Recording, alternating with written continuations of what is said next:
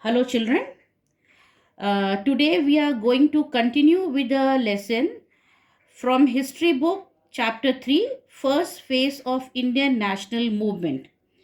We have already done, children, till page 37.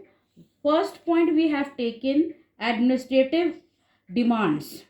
Children, now we'll start with the next point, that is the defense of civil right. One by one, the nationalists, they wanted to take the power from the British, but they did not demand directly. Requested for the power to be given in the hands of Indian. Now the second point that they took up was the defense of civil right. In this point, the early nationalists demanded the following civil rights. That was the removal of the restrictions imposed by the British government on the freedom of speech and freedom of the press.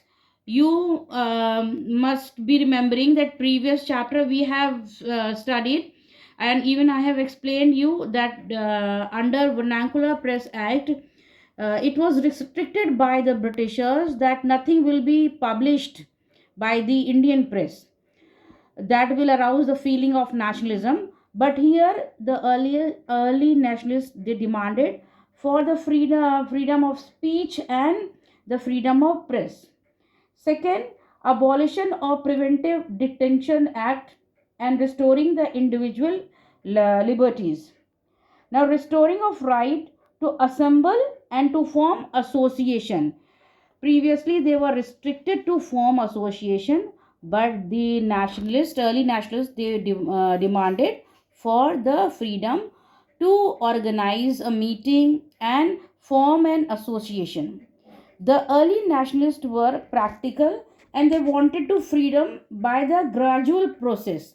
Slowly, they wanted to achieve the freedom, not all of the sudden.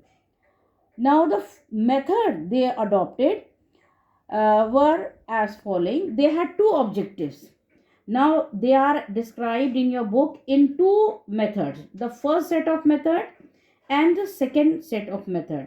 Now, here, children, the first objective was to educate people in India in modern politics.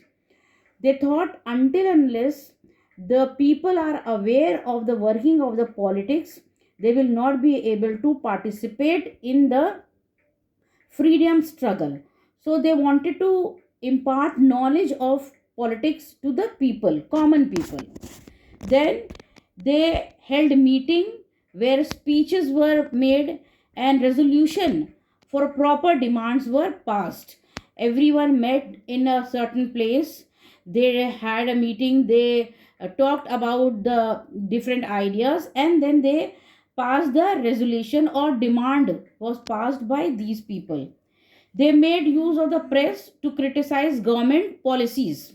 Whatever policies were made by the British, if they were not suitable for the Indian people, then they criticized, and this was published in the newspaper so that local people can also read and come to know what is happening in the country. Now, the second set of method was to achieve the objective. They followed the following methods. They made use of the three P's, and this is very important, children. Three P's, that means petition, prayer, and protest. They followed these three method to show their objection toward the British rule. They sent petitions, request, and letter to protest to the British government. A British Committee of Indian National Congress was set up in London in 1889, which published a weekly journal paper, India. And this was published to present a clear picture of Indian among the Britishers. So, this is the way the second demand was put in front of the people. Now, there were many achievements of the early nationalists, and the early nationalists represented the most progressive form of the time. They made the following contribution to the Indian national movement. Now, the early national creative national awakening, and they belong to one common country, means they spread the message all over the country that everyone, no matter from which religion, caste, or region they belong, they were belonging from the same country. The nationalist, early nationalists, they trained people in politics, and then they made people realize the economic content and character of British imperialism. They wanted the people to know how the British were ruling the country. Whatever they were doing, they did for the benefit of the British, not for the Indian. Now, the effort of early nationalists led to the following reforms. Some changes came into existence, and they were the appointment of Civil Service Commission in 1886, their appointment of the Wilby Commission on Indian Expenditure in 1895, and the Indian Council Act of 1892.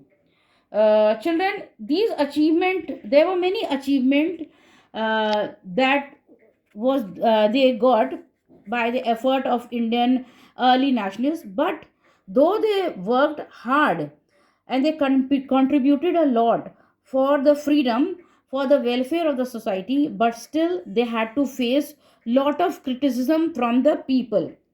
Now, the early nationalists have been criticized on the following grounds. There were some grounds on which they were criticized by the people.